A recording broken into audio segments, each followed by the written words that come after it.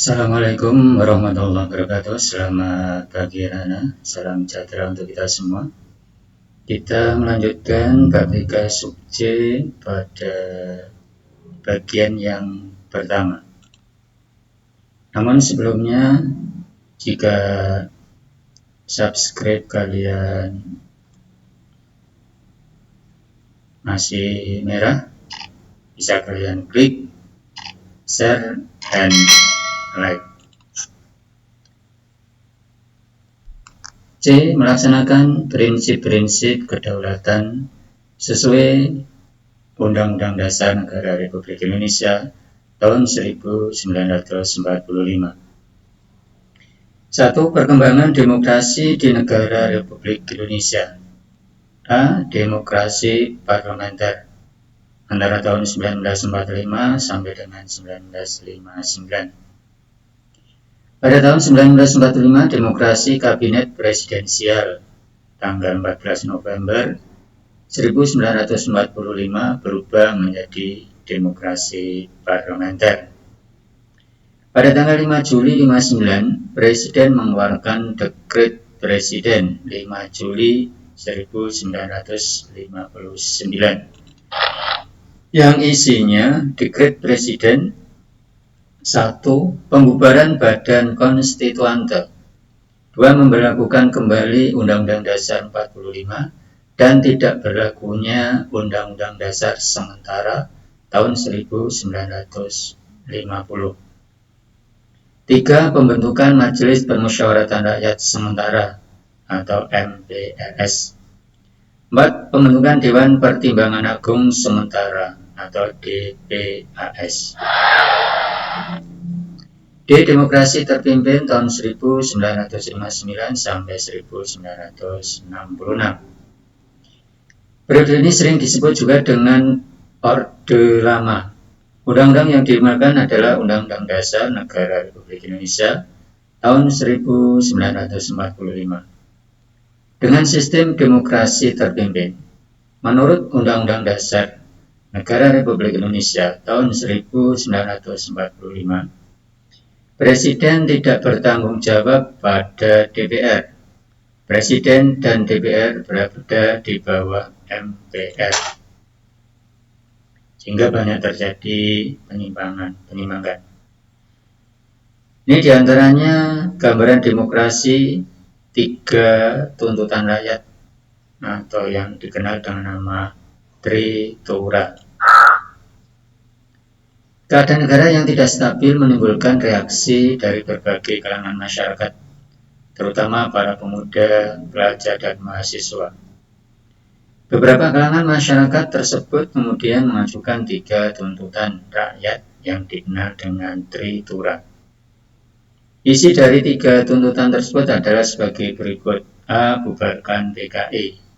B. Bersihkan kabinet dari unsur PKI. Dan C. Turunkan harga dan perbaiki ekonomi. C. Demokrasi Pancasila tahun 1966 sampai dengan 1998. Demokrasi berlandaskan Pancasila dan Undang-Undang Dasar Negara Republik Indonesia tahun 1945 memiliki keunggulan tertentu. Keunggulan tersebut diantara lain: A. Mengutamakan pengambilan keputusan dengan musyawarah mufakat dalam semangat kekeluargaan. B. Mengutamakan keselarasan dan keseimbangan antara hak dan kewajiban, antara kepentingan pribadi dan kepentingan umum. C. Lebih mengutamakan kepentingan masyarakat.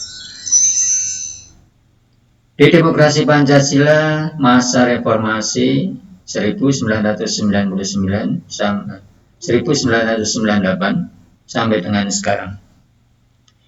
Demokrasi yang dikembangkan pada masa reformasi pada dasarnya adalah demokrasi berdasarkan pada Pancasila dan Undang-Undang Dasar Negara Republik Indonesia tahun 1945. Dengan penyempurnaan pelaksanaannya dan perbaikan peraturan-peraturan yang tidak demokratis. 2. Perkembangan sistem pemerintahan di negara Republik Indonesia. A. Sistem parlementer. Ciri-ciri dari sistem parlementer adalah sebagai berikut. A. Adanya pemisahan yang jelas antara kepala pemerintahan dengan kepala negara.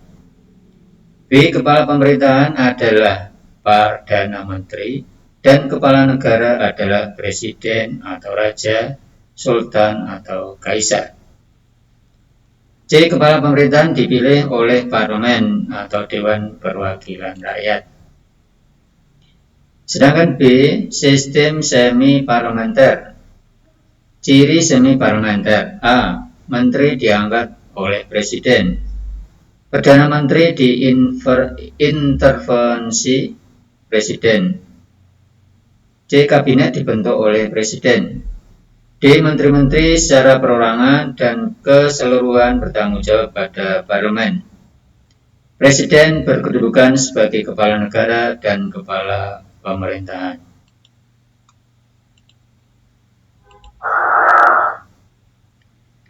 Menurut Hauge, pemerintahan presidensial terdiri atas 3 unsur, yaitu 1. Presiden yang dipilih rakyat memimpin pemerintahan dan mengangkat pejabat-pejabat pemerintahan.